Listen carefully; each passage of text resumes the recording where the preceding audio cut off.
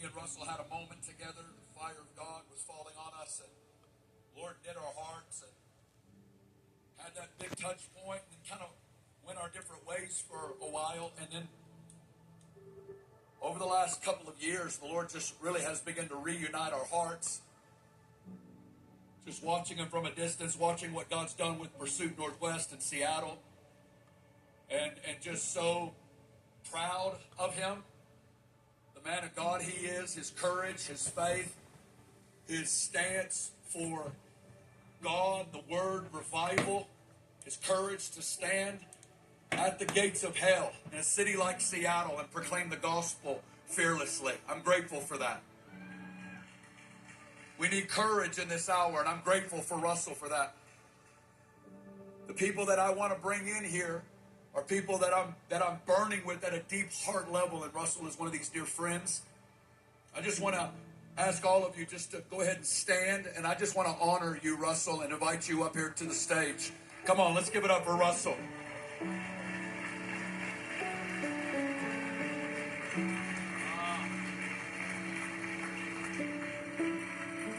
Lord, I pray right now.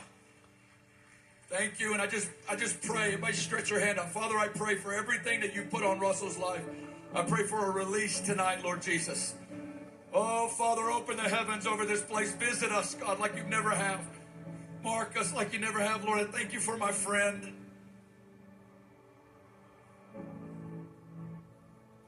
And I ask you to meet us tonight, God. I ask you, Lord, November 7th, 2025, make it one of those nights that we'll never forget, that changes us forever. We love you, Jesus. I thank you for my friend and yours.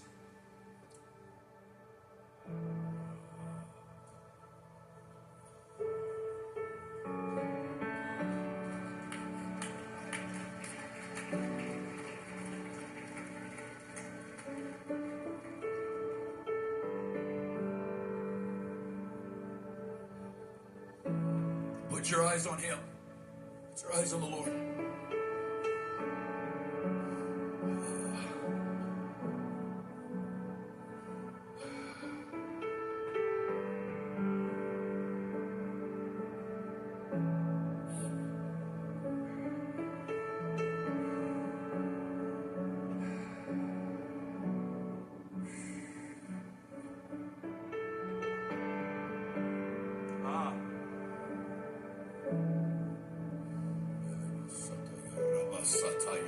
Let's just begin to pray in the Spirit all over the room.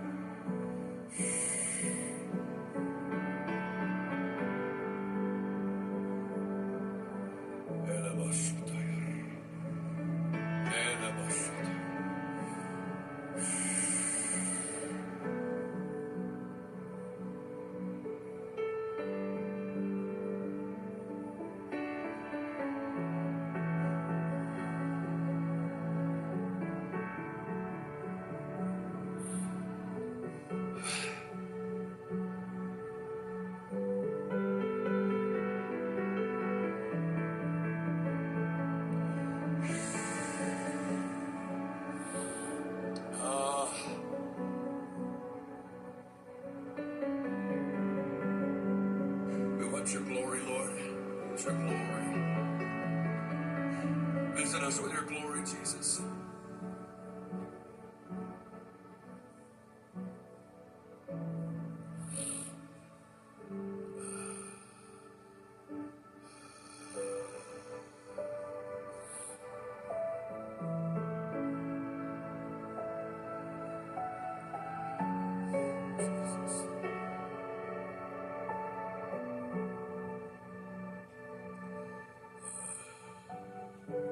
Jesus.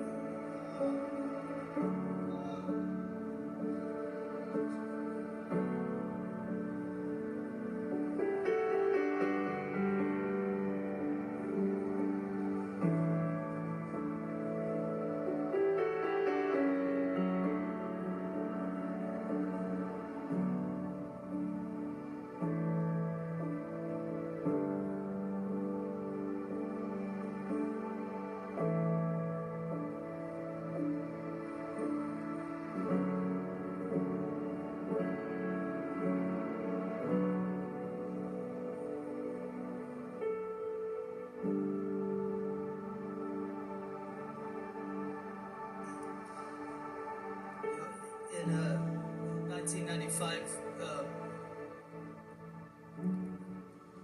I really got marked just with this desire and pursuit to see like a move of God in my generation. I've been born and raised in Seattle, but and always been raised in Pentecostal churches, and I love like the richness and the heritage of the Pentecostal movement, but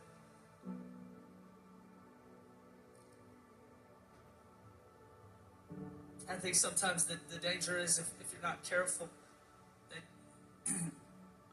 you allow the fumes of nostalgia to put you to sleep to the cry of the present, you know? And in 1995, there was this move of God that broke out in Brownsville with Pastor John Kilpatrick and Evangelist Steve Hill. And, you know, those were the days before they had the live stream and the social media. And you kind of just tune in to the latest, breaking, coolest, hot spot anywhere around the world from your phone. But in those days, they record the services on the VHS tapes. And if you wanted to have a replay of a service, you had to like send money in the mail, and then they would put a VHS tape in a box and then like send it back to you. And so I was 9 at the time, and my parents had heard about this move of God, and so they started ordering like the VHS tapes. And I remember where I was sitting in the basement of our home in Seattle the first time one of them VHS tapes got put into the VCR. And my dad said, I want to show you what's happening at a church in Florida. And you know, at 9 years old, it's like you don't even really care about what's happening in the church you attend, let alone a place all across the nation. But that video started to play, and I saw Steve Hill begin to preach. And